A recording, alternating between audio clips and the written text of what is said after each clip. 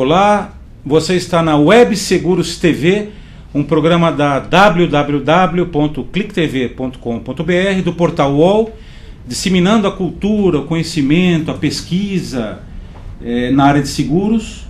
E você, nosso web espectador, participa ao vivo, faz perguntas pelo @websegurostv, pelo Twitter, ou você pode diretamente no portal clicktv.com.br fazer as perguntas e, na medida do possível, eu vou encaminhando aqui para o nossa entrevistada. Hoje eu tenho a honra e o prazer de receber aqui a doutora Ana Rita Petraroli. Boa noite, doutora Ana, prazer em recebê-la. Obrigado por aceitar nosso convite. Um prazer. A doutora Ana é advogada, ela é especialista em direito criminal, tem especialização na área securitária, é diretora da Associação Internacional de Direito do Seguro, a AIDA, é assim que eu pronuncio, é diretora da Academia Nacional de Seguros e Previdência, a ANSP, e coordena a Cátedra de Microseguros da ANSP. Temos muitas coisas bacanas para falar, principalmente para você corretor, você securitário, você educador, muitos professores na área de seguros são web espectadores, para você consumidor de seguros, né, para entender um pouquinho mais a linguagem, o mercado, e sempre entender que o seguro é a melhor proteção para você e para a sua família e para os seus negócios. Nós vamos falar sobre seguro popular, vamos falar sobre microseguros e vamos falar um pouquinho sobre o direito do consumidor, principalmente na área securitária. Então, como eu disse, a doutora Ana Rita aqui, é um prazer estar com você aqui, doutora Ana. Vou lhe chamar, se você me permite, de Ana Rita. Por favor. E vamos começando a perguntar para a Ana, qual a mudança, com a mudança na economia do país, quer dizer, novas classes sociais emergindo, o Brasil, como se fala, a bola da vez, o que isso está impactando e favorecendo o mercado de seguros? Né? Boa noite, Guilherme. Boa noite a todos que estão em casa. É um prazer estar aqui conversando com vocês hoje. Em primeiro lugar, a mudança não é só no Brasil, né? Essa mudança ela é um pouco mais ampla. É uma mudança histórica, porque, na verdade, o ser humano ele evoluiu. E essa evolução tornou uma diferença no comportamento do ser humano, trocando a conquista pela mantença. O ser humano, ele primeiro busca conquistar, ele avança, ele adquire, ele acumula, e aí vem a segunda preocupação: como que eu faço para manter tudo isso? Conquistar tudo novamente é muito difícil. Então, qual é a grande mágica para que eu possa me manter onde estou hoje de uma maneira mais confortável?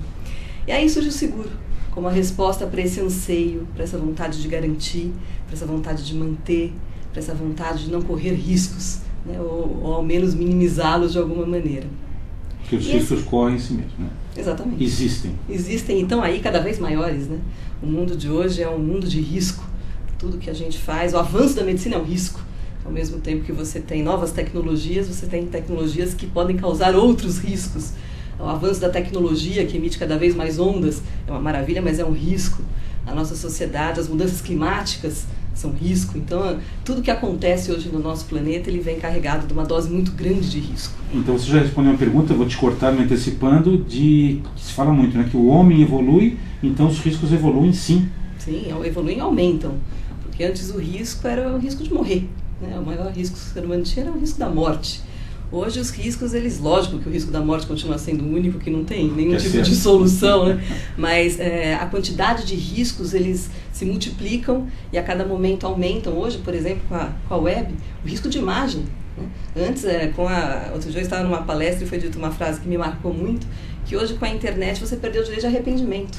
Direito de arrependimento, nunca ouvi falar isso. Porque antes você tinha um papel, você fazia uma ofensa escrita a alguém, era uma carta dirigida a uma pessoa, eu me arrependia, eu ia lá, te pedia desculpa, você rasgava a carta, a conversa acabava ali. E hoje? Hoje não, né? Hoje a coisa vai para a rede, vira um link. Deleta o e-mail, deleta... Funciona, porque eu já te mandei, você mandou para 10, pôs no seu Facebook, lançou no seu Twitter. Olha só. Então hoje ninguém pode mais se arrepender. Então o pensamento hoje é obrigatório, porque o arrependimento ele é complicado. Pense antes de escrever. Com certeza.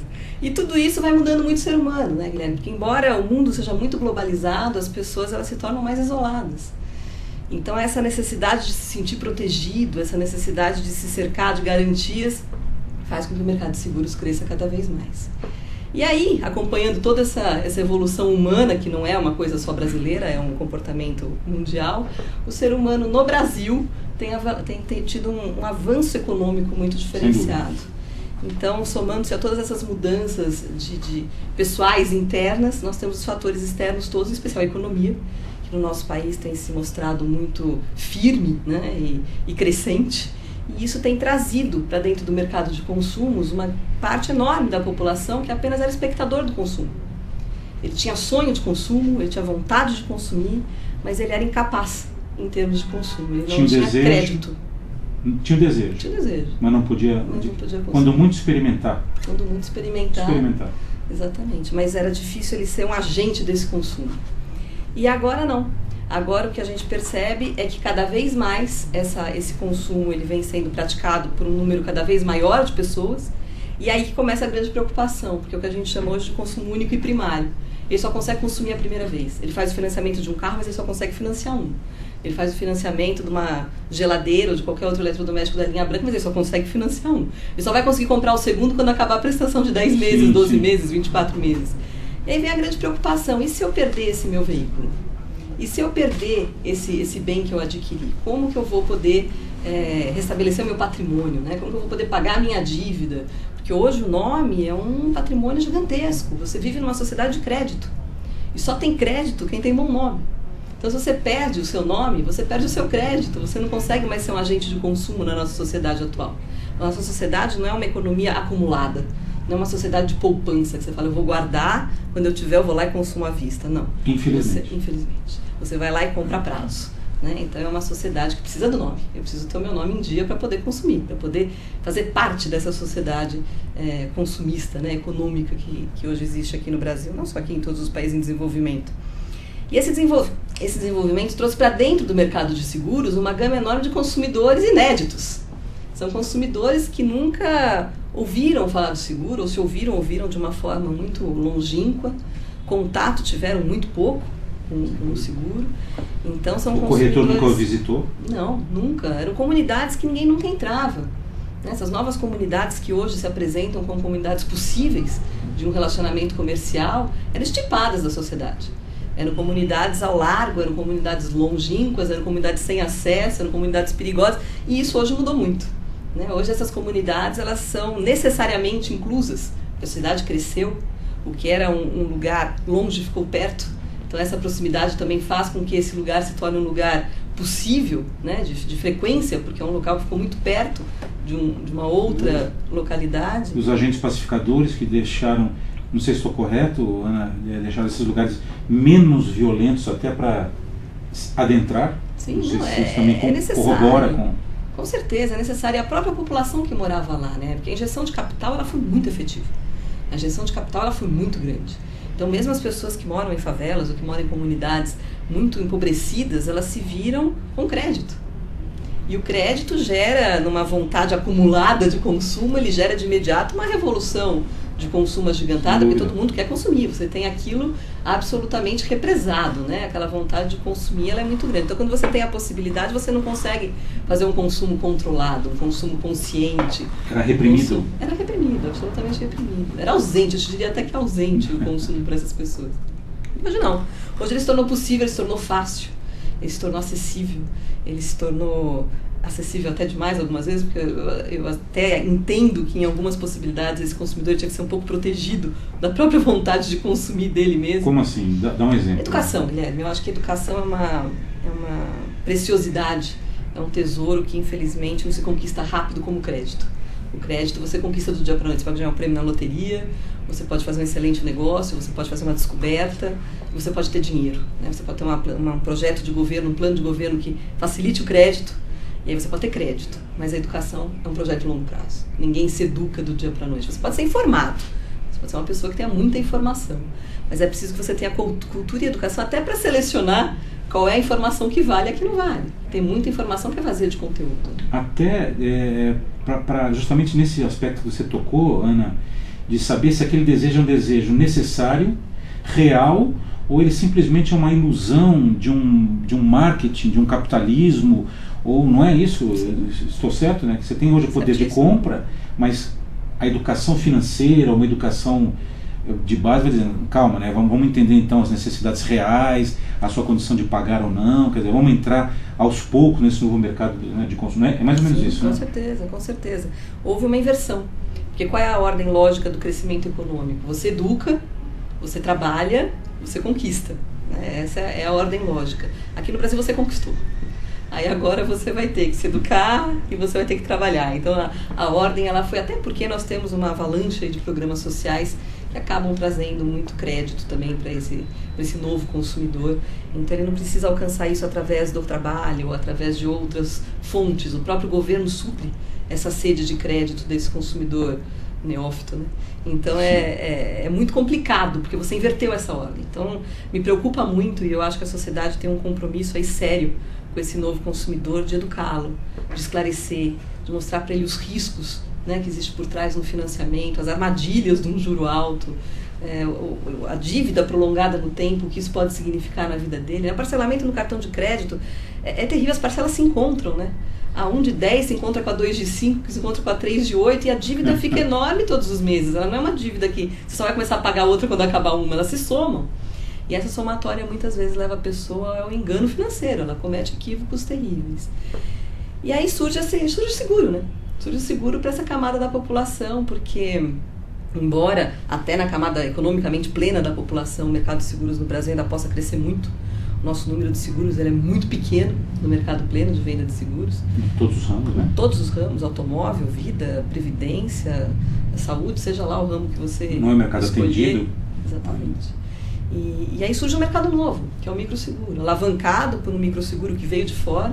Um microseguro, Guilherme, muito diferente do nosso, não dá para comparar, é um outro tipo de público.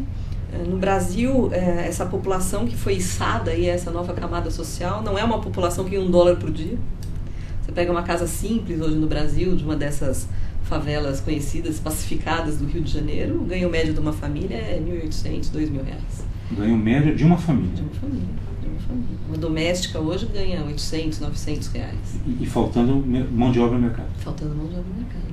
Então é crescente esse acúmulo de riqueza, ele é muito imediato, né?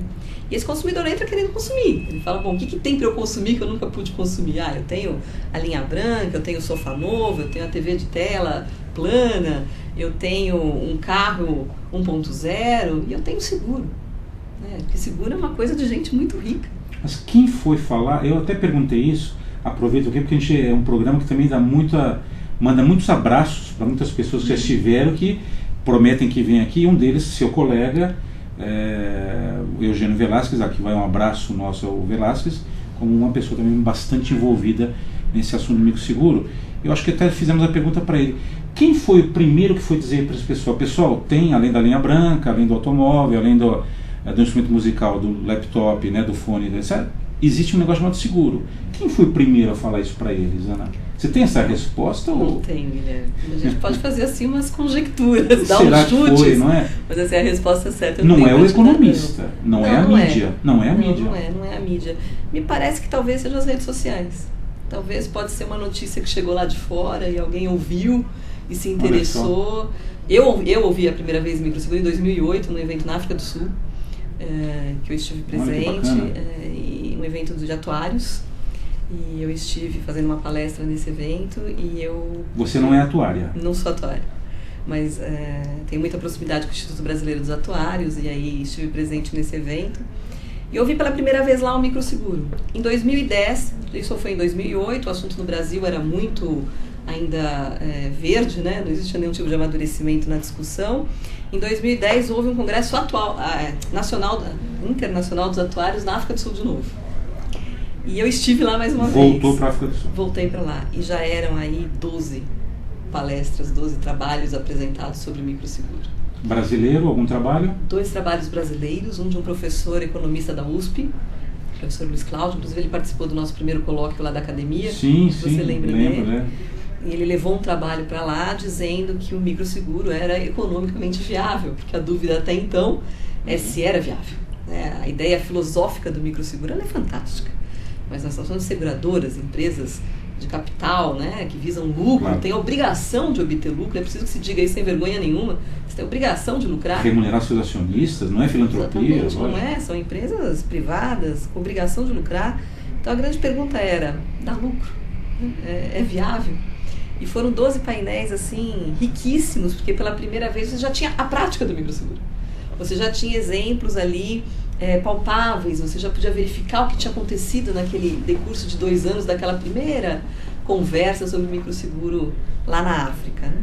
E nós fomos visitar uma comunidade, e aí que eu digo que o microseguro lá fora talvez seja um pouco diferente daqui, onde o microseguro foi apresentado como uma enorme parceria entre o poder público e o poder privado.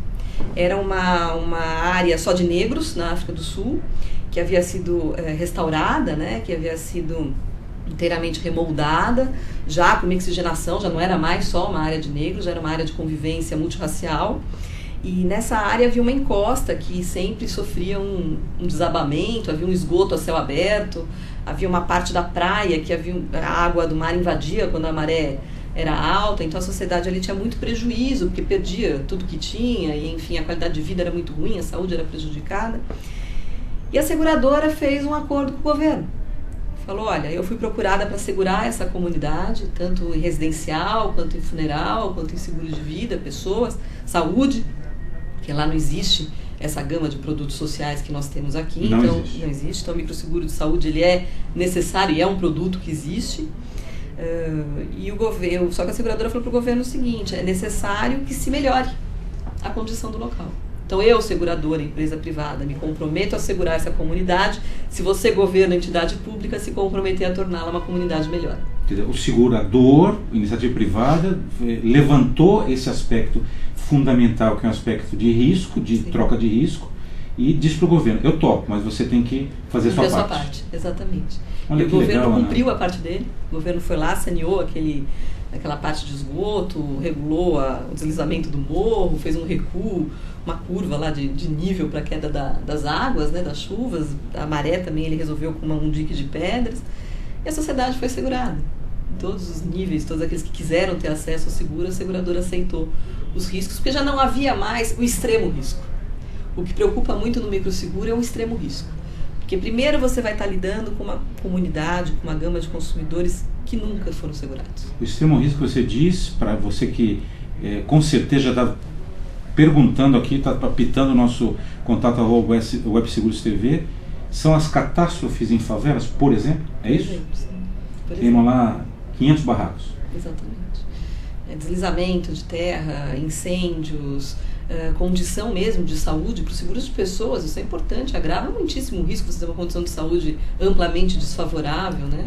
Uma pessoa que não vai ter uma assistência de saúde, o risco ele aumenta muito. Então esse extremo risco é uma preocupação para quem vai comercializar esse tipo de seguro. Ele não pode usar uma tábua atuarial, ele não pode usar uma estatística de uma classe média, ele não pode usar números de uma classe alta, ele vai ter que criar números novos, ele vai ter que partir de uma massa populacional diferenciada. A expectativa de vida não é igual, a qualidade de vida não é igual, o risco não é igual. Perfil totalmente diferente. Perfil totalmente diferente. E com agravante, o preço tem que ser baixo. Então você tem um risco alto e você vai ter que ter um produto a preço baixo. Então os atuários vão trabalhar muito para conseguir. Faculdade de atuária, por favor, coloquem alunos aí no mercado, né? Exatamente. Olha, você, doutora Ana Rita Petraroli, não está nem respondendo aqui, não estou nem deixando ela concluir, porque já vi que é tanto assunto, o assunto é tão interessante, né, e com uma entrevistada tão mais interessante do que o próprio assunto, você não fique triste, porque sempre acontece no final, passar o tempo muito depressa, né, apesar de ser 1 hora de entrevista, tem muita gente que fala, mas já acabou, então já vou adiantando, fica sentadinho na tua cadeira, porque a Ana não vai conseguir esgotar tudo que eu tenho para perguntar para ela, e você tem hoje. Então já faço um convite de cara para ela voltar para falar desse assunto tão complexo. Eu falei só da economia, um pouquinho do mercado, como é que impacta, você vê aonde vai isso. Eu tenho perguntas aqui já de cara dizendo qual a diferença do seguro popular, do microseguro e do seguro tradicional normal. Existe uma diferença? Existe, Guilherme. Ela é muito tênue entre o seguro popular e o microseguro, e eu já vou te dizer por quê. Do seguro pleno é óbvio, né? Você trata de um prêmio maior, prêmio, para quem não sabe, é o que o segurado paga para que a seguradora garanta aquele risco dele, né? Garante indenizações maiores, a indenização que ele vai receber no caso do sinistro. E você atinge uma camada da população que já não é um consumidor neófito, não é um consumidor inédito, que a gente chama, já é um consumidor que já tem uma experiência em adquirir produtos. Então você já está lidando com um consumidor mais experiente na prática da compra, seja do que for, do produto em si ou da garantia, né? O seguro popular, ele pode ser enquadrado de várias formas, né? O seguro popular é aquele criado para atingir aquela classe que a gente chama hoje de C e D, ou até E. Alguns da classe E conseguem já participar do seguro popular. Mas que aqui no Brasil ele tem alguns modelos um pouco confusos, né? Ele pode ser uma garantia estendida, ele pode ser um bilhete de acidentes pessoais, por exemplo. Que não é um microseguro. Que não é um microseguro, mas que, pela nossa classe C e D no Brasil, D e E, já ser uma classe confusa em termos de rendimento se comparada ao resto do mundo, tem muito seguro hoje que a gente vê como microseguro para o Brasil que pode ser enquadrado como seguro popular. Vai haver uma confusão muito grande nesse quesito. No Brasil? No Brasil. Porque lá fora, quando você fala em microseguro, você se dirige a uma camada da população muito pobre. Eles beiram a miséria. Eles estão um passo acima da miséria. Então, você falou a renda per capita? $1. $1. Pra você ter uma ideia, nós fomos visitar algumas comunidades na África que o prêmio é cobrado dia a dia. Conforme ele ganha o dinheiro daquele dia, ele paga uma parte do prêmio que vai dar garantia para ele por tantas horas. É uma loucura. Mas, enfim, a gente está tratando lá de uma população extremamente carente. É a mesma coisa na Índia. É a mesma coisa no modelo que tentaram fazer na China, mas que não saiu muito do papel, porque na China ainda é um pouquinho pior, né? Você não tem um regime aberto, então você não consegue ter muita informação a respeito do modelo desenvolvido. Então a gente prefere trabalhar com o modelo da Índia e da África, que são modelos abertos, que a gente consegue ter acesso, consegue ter informações mais dinâmicas, e fica muito claro pra gente isso, que o nosso modelo de microseguro não vai ser o modelo da Índia, não vai ser o modelo da África, tem que ser um modelo diferenciado. Próprio. Porque esse público que lá é atingido pelo microseguro, né, que é o consumidor do microseguro, aqui ele tem a mão forte do governo que já está protegendo. Então, que através dos programas sociais. Exatamente. Então esse consumidor, o microseguro não vai atingir. Agora, esse consumidor que está um pouquinho acima, ele pode sim ser um consumidor de microseguros. Um produto que a gente não tem aqui ainda no Brasil, mas que eu ouso sonhar, né? Um microseguro para um microempreendedor, por exemplo, dono de uma barraquinha de cachorro-quente, ou uma banca pequena de jornal. Como os nossos colegas do mercado já têm até projetos sobre banca de jornais. Exatamente. Não essas bancas, que tem bancas que são riquíssimas, né? Parece um hotel. Exatamente, tem bancas enormes com ar-condicionado. Na minha casa tem um ar-condicionado, eu acho aquilo fantástico. Então, esse microempreendedor, mas micro mesmo, quando a gente fala micro, é um cara bem pequenininho. Ele pode ser um consumidor do microseguro, aquela residência pequena, mas que tenha condições, tem uma porta que fecha, uma janela trancada, um mínimo de segurança para você poder dar uma cobertura. Aquela pessoa que quer fazer um seguro funeral. Esse consumidor, embora ele vá ser do microseguro, porque pelas definições da SUSEP, a população de microseguro é aquela onde tem até 2 salários mínimos de rendimento, então você vai englobar muita gente, depois sobre isso, né? Porque é regulamentação. Sim, vai englobar muita gente nesse pacote. Então vai haver uma confusão sim de seguro popular e microseguro. Mas me parece que a enorme vantagem do microseguro, e isso tem me deixado muito contente lá na cátedra de microseguro, é que o ano passado se publicou aqui no Brasil mais artigos sobre microseguro do que sobre toda e qualquer espécie de seguro em geral. Olha, vou pedir para ela repetir, por favor, Ana. Mais artigos de microseguros, tratando do assunto microseguro. Na mídia. Do que de qualquer outro assunto relacionado a seguro. Que é uma novidade, né, Guilherme? Há um interesse claro, latente. Não, nós estamos vivendo um momento que eu diria histórico. A gente está vendo nascer um produto de seguro. Há quanto tempo não surgia um produto tão amplo? Não é um ramo, não é um tipo de cobertura, é um produto. A gente está vendo surgir um produto, e um produto engloba muitas coisas, engloba o que você vai cobrir, os agentes, segurado, segurador desse produto, né? O risco, você vai ter que calcular de novo esse risco. Vai ter que ser um risco, como você não tem histórico. As grandes contas de seguro, elas são todas levam em conta um histórico. Você não tem histórico, é novo, então é difícil, é muito interessante. E é bacana porque a gente está fazendo parte, somos agentes desse novo negócio, né? Com certeza. E sem dúvida nenhuma um trabalho social também, embora enorme. a questão do lucro do negócio, da competitividade, da economia, é um trabalho... O trabalho social, eu vejo ele de duas formas. Me parece que o seguro, ele sempre tem uma obrigação social muito latente. Por exemplo, um seguro de RCF, num veículo, né? Ele é importantíssimo. Eu não estou preocupada... Me parece que o seguro, ele cada vez mais acompanha as ideias de civilidade. Quando eu compro um seguro pensando em proteger um terceiro, eu não estou preocupada com o meu patrimônio. Lógico que, em última análise, eu estou, porque senão eu vou ter que pagar, né? Mas eu me preocupo, às vezes eu nem tenho para pagar. Então eu me preocupo, já ouvi gente falar assim, não, eu comprei um carro, então eu preciso comprar um seguro para terceiro de valor alto, porque se eu bater numa BMW, por exemplo, como que eu vou fazer para pagar? Então já é uma preocupação, como que eu vou pagar o outro? Eu causei um acidente, eu causei um dano, como que eu vou reembolsar essa pessoa? Isso é civilidade. Eu me preocupar com o direito alheio, né? Eu me preocupar em esbarrar na fronteira do teu direito, isso é civilidade. Quanto mais civilizado um país, mais eu me preocupo com o todo. Menos comigo e mais com o todo. Uma dica para o corretor que vende seguro, olha que gancho que a doutora Ana está dando aqui, de falar para o teu cliente, civilidade. Sim, não, é civilidade. Você sai daquela esfera do meu mundo, né, daquele microcosmo onde a gente vive e fala, não, peraí, eu vivo numa sociedade de risco, eu estou sujeito a uma série de danos à minha pessoa e a terceiros. Como que eu vou ressarcir esse terceiro? Isso é um avanço. Então tem esse quê social, tem, independente em todos os seguro, tipos de seguro. Microseguro. E no microseguro isso é agravado, porque no microseguro, como você vai estar ali tratando de consumidores absolutamente novos no exercício de consumir, esses produtos eles têm que ser extremamente claros. Nós estamos vivendo um momento de chance inédita e rara, porque nós vamos trazer para o mercado de consumo milhares, milhões de pessoas que hoje vão consumir um microseguro. Um bilhetinho lá de preço baixinho, né, que vai custar barato, vai ter uma indenização pequena, mas se o crescimento econômico continuar na velocidade que ele vem acontecendo, essa pessoa logo vai subir esse degrau com uma velocidade gigante e vai ser um consumidor de seguro pleno se tiver uma experiência agradável. Experiência agradável significa o quê? Conhecer o produto, se sentir confortável. Experiência agradável do consumidor, não do segurador. Não, o segurador já colocou, não tem como... Ele pode precificar diferente, sim, mas do consumidor, acreditar na indústria, no negócio. Exatamente. Vou te pedir licença, Ana, para fazer um break rápido. Até me distrair aqui, porque realmente eu falei, o assunto é muito legal.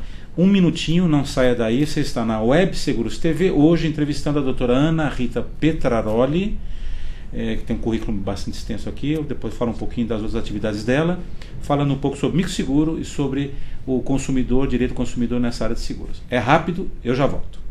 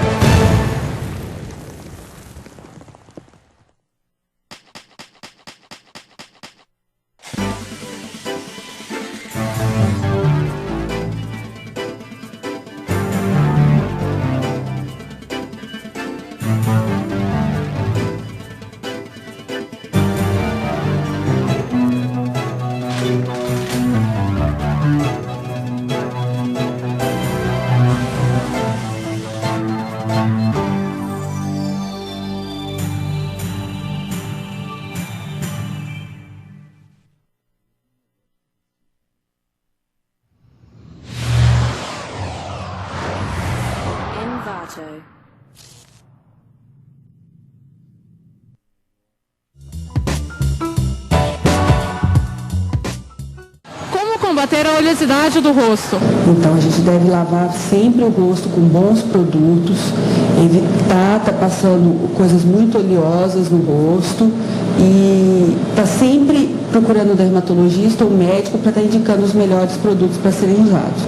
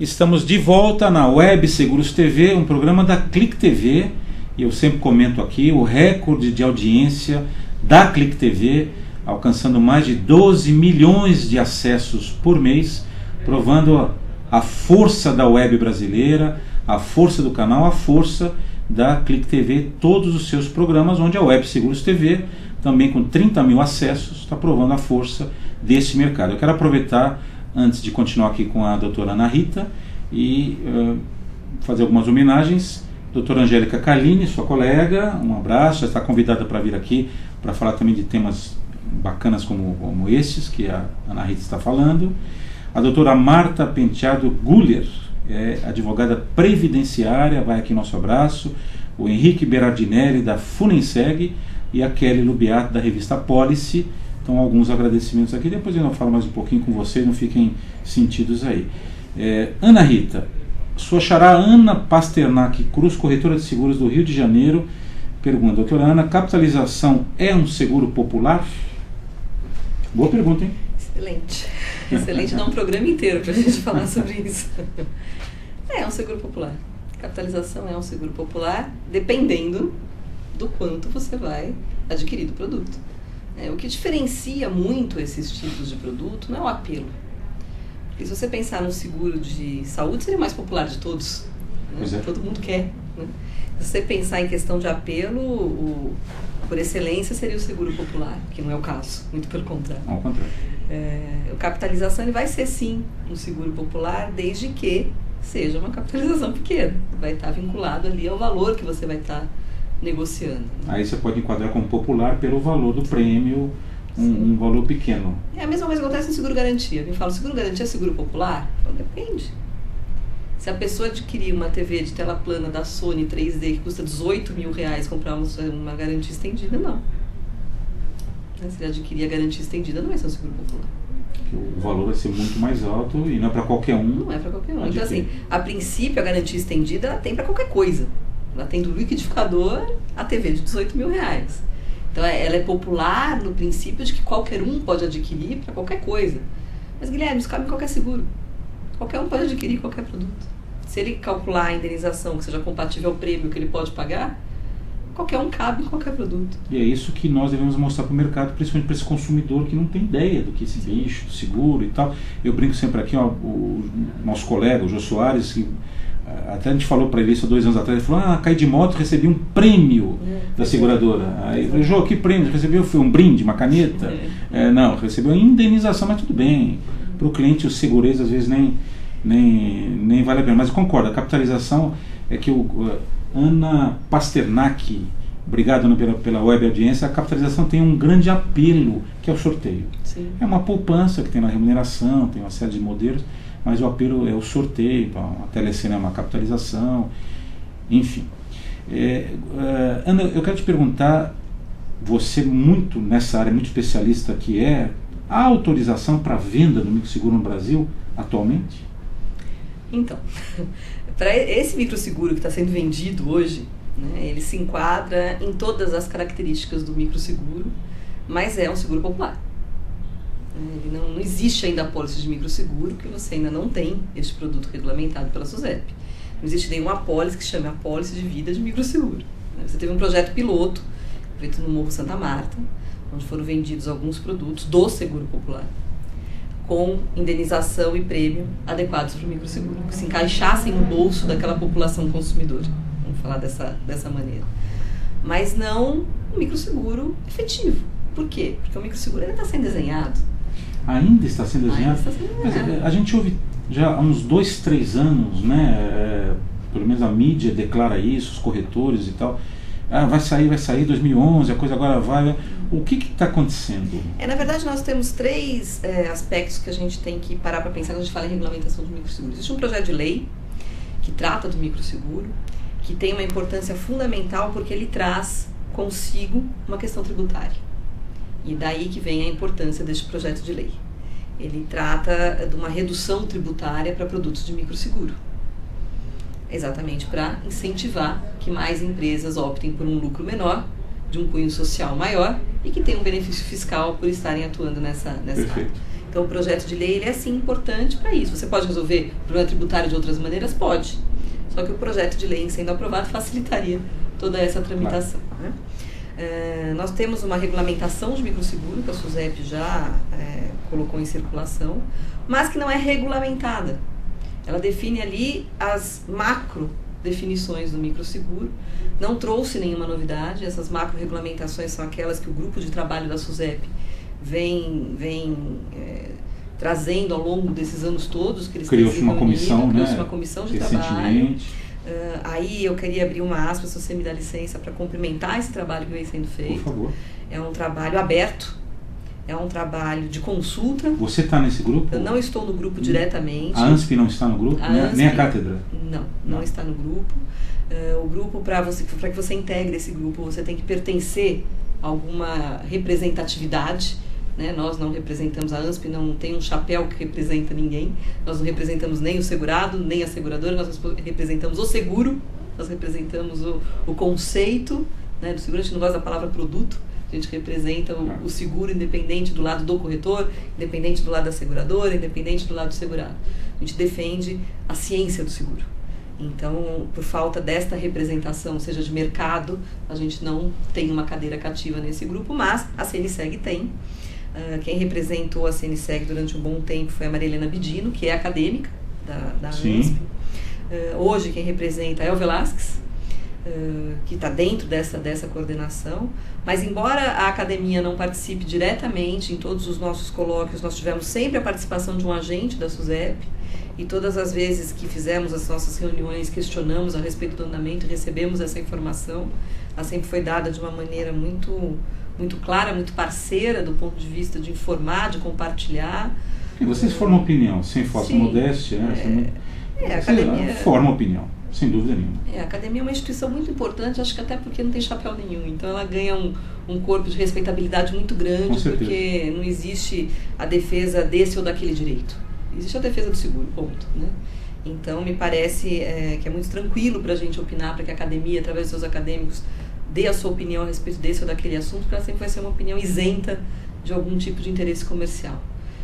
Então a SUSEP montou esse grupo de trabalho com esses players todos que participaram, o Sincor tem alguém que participa, a CNSEG tem um representante. Dentro da SUSEP, várias pessoas foram destacadas para tratar do assunto, por aí se vê a importância que o tema tem. Né? Não foi um ou dois, não, são várias pessoas que participam dessa formatação do produto.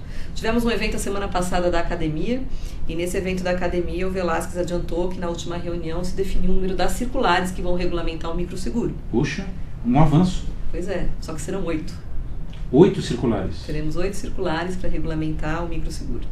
Bastante, né? Bastante, e eu até no dia lá do evento, um dos participantes levantou a mão e falou assim, nossa, mas não é microseguro? Porque precisa ser tão complicado, né? É exatamente porque é novo.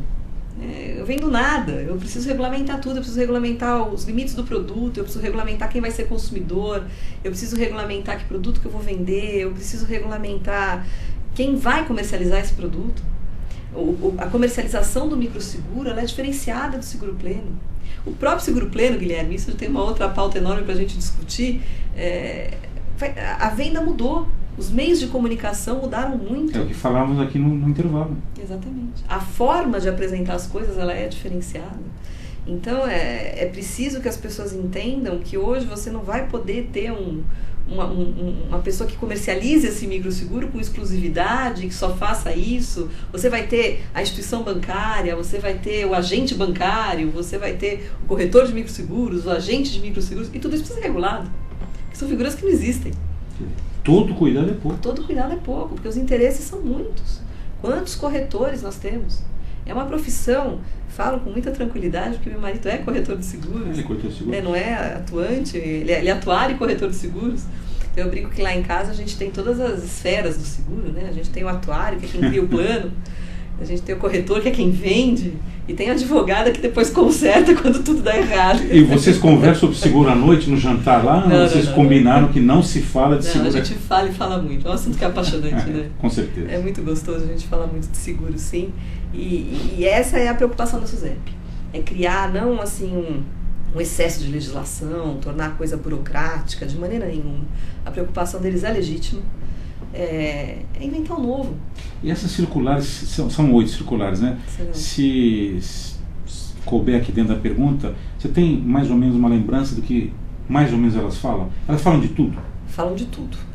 Eu sei elas falam desculpa, Ana, elas falam da figura do corretor de microseguro? Então, são 4 circulares destinadas aos players de venda de microseguro. Uma destinada ao corretor de microseguros, a um agente de microseguros, um correspondente bancário e uma outra figura que, pelo que eu entendi, é alguém que vai comercializar o microseguro, mas que não vai ser nenhuma dessas 3 outras qualificações anteriores. Vai ser aquele, poderiam pensar que poderia ser? Parece aquele líder local. O líder da comunidade. O líder da comunidade. Que vai treinar os seus multiplicadores, será? Exatamente. Porque como que funciona o microseguro? Como é o que a gente estava dizendo, né? É um consumidor fresco. Fresco no sentido de novo. E ele vai entrar nesse mercado e ele não tem confiança na seguradora. Ele não sabe o que é aquilo. Ele desconhece. Então ele vai pôr o pezinho na primeira onda lá e vai querer avançar bem devagar. Então se a gente tiver alguém que segura ele pela mão e fala, não, vem, porque a coisa é bacana, né? Ele vai avançar mar adentro com uma velocidade muito maior. Claro. Então esse líder da comunidade, esse tradutor, né? Eu gosto de pensar nessa pessoa como um tradutor, que vai explicar para ele o que é prêmio, que vai explicar para ele o que é indenização, que vai explicar para ele o que cobre, o que não cobre, o que é morte natural, morte acidental, ou por que o furto da residência dele tem que ter algum dano para comprovar que houve aquele furto, enfim, aquelas mazelas que a gente encontra e que são muito importantes no produto seguro, Guilherme, são que definem aí as fronteiras do produto, elas são muito importantes, elas são necessárias, é com base na exclusão que você sabe que cobre. Então, o que não está excluído tem cobertura, né? Então, essa comunicação, essa tradução, essa mastigar o seguro para esse consumidor vai ser o papel desse personagem. Formador de vendedores, exatamente, de líder, né? Não sei se você viu a semana passada, saiu um caderno inteiro no Valor Econômico, falando só de microseguro, e a primeira página trazia um corretor, né? Não trazia uma grande empresa, não trazia uma grande seguradora, não trazia um corretor experiente, trazia um corretor de microseguro, que pro produto de microseguro é o personagem mais importante. Não adianta eu comercializar esse microseguro de uma forma que eu não tenha ninguém. Por exemplo, na internet, na web, porque eles têm internet. Tem. Eles têm geladeira, né? Tem automóveis, então tem internet. Tem. Você, na sua visão, como especialista na área de seguros, em microseguro, ele não vai poder comprar o microseguro pela internet, ou a web não vai ser um facilitador nesse momento? Não vai, tem que ser. A web, o celular, tem que ser. São os canais do momento. Não adianta brigar com aquilo que é evidente.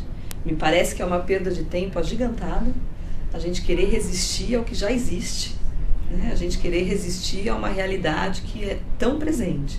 Hoje as pessoas se dão parabéns pelo Facebook, sabem das notícias pelo Twitter. Vimos ontem, em pouco tempo, 2 bilhões de smartphones vai ter o planeta. Exatamente. E não tem como evitar. Encarar a realidade. Hoje eu estava almoçando na casa da minha avó tem 95 anos. E como chama a sua avó? Mirtz. Não sei se a dona Mirtz está vendo aqui, 95 anos tem que dar parabéns mesmo, né? Um grande abraço aqui, sua neta é realmente uma pessoa muito importante no mercado de seguros. Obrigada, Guilherme. E a minha mãe comentou que havia visto um programa pela manhã, mas que não viu o fim. E a minha avó vira do alto dos 95 anos para ela e fala assim, entra no site da emissora e aí você procura o programa que certamente vai estar lá e você vai poder assistir. Ela tem 95 anos. O computador entrou na vida dela faz 13, ela tem o computador para assistir as missas que ela adora, né? Que coisa, né? Ela ouve música pelo computador.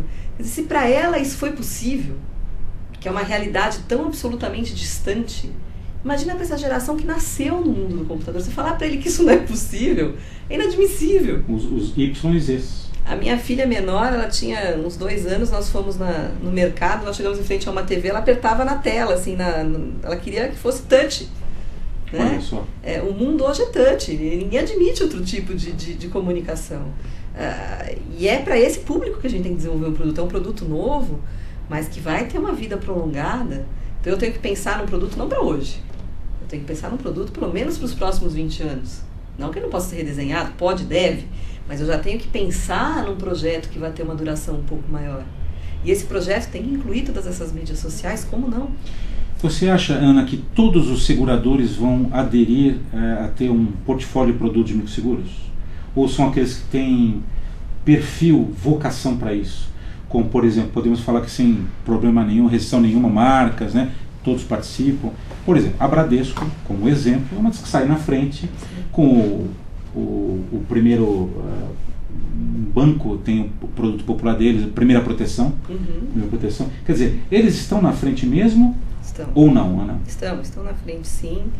Me parece que, como o maior problema do microseguro hoje é a distribuição, as empresas seguradoras que já têm um canal de distribuição pré-moldado, né, vão ter uma facilidade agigantada. Banco do Brasil e etc.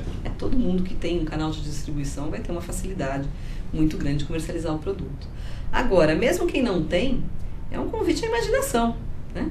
Por que não? Me parece que o que nos separa muito dos animais não é a inteligência, porque quem tem bichinho em casa sabe que bichinho é muito inteligente. O que nos separa é a capacidade de imaginar, é de criar, de fazer diferente a mesma coisa, é de inovar, de tornar, né, aquele velho comportamento numa mídia nova, numa coisa diferenciada que facilite. Hoje o tempo é mais curto, o dia não tem mais 24 horas. Quem acha que tem se engana, porque não tem. Então o que a gente puder fazer para facilitar esse dia a dia é um convite muito bem-vindo. Para entrar nesse mercado criando soluções. Exatamente. Você sabe que no nosso último encontro internacional da Microinsurance Network, nós tivemos uma apresentação da Bradesco, você foi marca, então vou dar o direito de falar de marca também, claro. Porque ele apresentou um vídeo, as pessoas estavam lá discutindo, tinha gente do Peru, do Equador, da China, da Índia, era um encontro internacional, e estavam discutindo a dificuldade de você fazer uma comunicação entre todos esses interpostos. Você pode ter um interposto no interior, um interposto nessa ou naquela cidade, mas como que eles se comunicam? Que essa comunicação entre eles era muito difícil. Dizia a menina do Peru, não, lá nós temos uma estrutura grande de microseguro, mas um custo altíssimo, porque é necessário que alguém passe com o carro para recolher essas informações. E aí o Velasquez colocou um filme da Bradesco falando dos satélites. Né? Nós temos bancos, e não é só o Bradesco, existem outros bancos também, que têm satélites próprios. Então é por isso que eu te digo que a nossa realidade ela é um pouco diferenciada do resto do mundo. Nós temos uma facilidade de negócio que os outros países que estão até mais avançados em microseguro não têm. Imagina. Então, se nós conseguimos aliar o interesse com a necessidade e com a facilidade, que é o que a gente já tem, o microseguro tem tudo para ser uma explosão de venda. O Web Seguros TV, a doutora Ana Rita Petraroli, nós não vamos conseguir com certeza concluir todas as perguntas que os web espectadores estão fazendo, mas duas, nesses 4 minutinhos, estou me avisando aqui, finais, Ana. Tatiana é professora do Mackenzie em São Paulo. Parabéns pela entrevista, doutora Ana, gostei muito. Gostaria de saber se há alguma disciplina em cursos de seguros que falem de microseguros. Não tem, né? Não, disciplina não. Disciplina como matéria, assim, não tem, né? O que se tem dentro da FUNENSEG são vários cursos. Para quem não sabe, a FUNENSEG é uma faculdade, uma universidade hoje, né? Voltada ao ensino do seguro.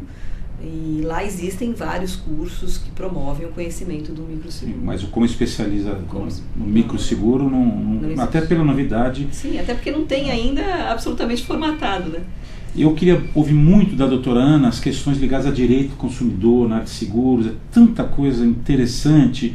Eu acho que não vou ter tempo de te perguntar, né? 1 hora passa depressa quando o entrevistado é excepcional, como é o seu caso, como todos que vieram aqui, quando o tema é um tema apaixonante. Eu vou passar para a doutora Ana as perguntas, ela com o tempo vai respondendo. Eu acho que, se me autorizar, dá tempo de fazer 2 perguntinhas breves para você. Queria muito saber sobre a IDA, queria saber sobre o que a cátedra da ANSP de Microseguros faz, queria saber um pouquinho da ANSP, mas eu queria perguntar para você, então, ainda um pouquinho, entrando nessa área de direito do consumidor, quais foram as principais mudanças que impactaram na área de seguros, o Código de Defesa do Consumidor, essa nova relação entre fornecedor e consumidor? O que você pode dizer de mais importante? Mudou muito, né? Hoje a preocupação com o consumidor ela é prioridade. Hoje você não tem como fazer um produto de seguro, você não tem como comercializar uma apólice, seja de que ramo for, sem fazer a primeira pergunta. Ela está de acordo com o Código de Defesa do Consumidor? Microseguro, inclusive. Principalmente o microseguro, porque você vai estar ali tratando se é que existe algum consumidor que seja hipossuficiente, é o do microseguro. Porque esse não tem conhecimento nenhum, nem do seguro, nem do consumo. Né? Então, para ele, o cuidado tem que ser extremado. E o código trouxe muito ensinamento para as seguradoras. Hoje, se você pega o código, ele não é recente, nós temos aí o código de 98. Se você pega todo esse... Desculpa, de 90. Se você pega todo esse histórico, errei a data. É que eu minto muito a idade, eu fico errando a data de tudo. você pega todo esse histórico do Código de Defesa do Consumidor de lá para cá, você vê quanta coisa mudou. É um outro mercado, é um outro produto, é um outro clausulado, e é uma preocupação constante, embora muitas vezes haja a injusta afirmação de que não existe essa preocupação, ela existe, ela é muito séria. Dentro da IDA existe um estudo específico para esse consumidor, de como o mercado tem que se comportar para respeitar o consumidor. O judiciário é muito atento a tudo o que acontece dentro do mundo do seguro. O Ministério Público é um agente fiscalizador extremo, a própria SUSEP. Então é muito difícil que hoje exista algum produto em desacordo com o Código de Defesa do Consumidor. Perfeito. Eu quero mandar um abraço para Gustavo Sígulo, da agência DPI, para a coordenadora professora Patrícia Canin, do SENAC, para a sua colega professora Denise Batista, cuida do coordenador do curso de Direito da Anhanguera Educacional, e para o professor José Manuel Moura, que é um dos especialistas em ensino à distância da Anhanguera. Também um abraço para vocês. Eu vou fazer a última pergunta para Ana, e depois você pode deixar um contato seu, se você quiser, um e-mail para essas pessoas, mas já vai aqui ao vivo o meu convite para a Ana voltar para falar bastante ainda sobre seguro, também sobre direito do consumidor. Tem uma pergunta interessante aqui, duas rápidas. Gabriel, então, uma só. Então já estão me cortando aqui uma só. Tem uma que achei bacana aqui. Gabriel Votorantim, um abraço de São Paulo. Faltam mulheres no mercado de seguros? A senhora concorda? Faltam mulheres na liderança, concordo. Nós percebemos, quando fazemos uma série de eventos, a gente percebe que na plateia tem muita mulher. Mas tem pouca mulher em liderança. Você não encontra presidentes de companhia, você não encontra vice-presidentes, as diretoras são poucas. Então você percebe que lá na mão de obra, né, no dia a dia do negócio, existem muitas mulheres sim, mas que na liderança ainda é um número muito pequeno de mulheres no comando das seguradoras. Por enquanto. Com certeza. Ana Rita, foi um prazer enorme estar com você aqui. Muito obrigado pelo teu tempo. Eu sei que você tem uma sua agenda super lotada. Gostaria muito de saber, como te falei, sobre o trabalho da cátedra na ANSP. Você vai voltar para falar com a gente. E se quiser deixar então um contato seu, vai chover pergunta para você e com o tempo ela vai respondendo. Muito obrigado, Clique TV. Muito obrigado, web espectador. Deixo agora o final com a doutora Ana Rita Petraroli. Bom, vou deixar o meu e-mail. Meu e-mail é petraroli@petraroli.com.br. Petraroli é um L só e com I. O site do meu escritório está à disposição de vocês. O site da academia é www.anspinet.org. Também está à disposição de todos. E o que vocês tiverem dúvida, podem mandar as perguntas, eu respondo, não tem problema nenhum. E Guilherme, é um prazer estar aqui com você. Parabéns pelo teu programa. E saiba que você cumpre uma dessas missões do seguro, que é desvendar esses mistérios desse mercado que é tão fascinante. Parabéns. Muito obrigado. Pessoal, até a próxima. Quarta-feira que vem, 18 horas, estamos ao vivo, mais um programa da Web Seguros TV.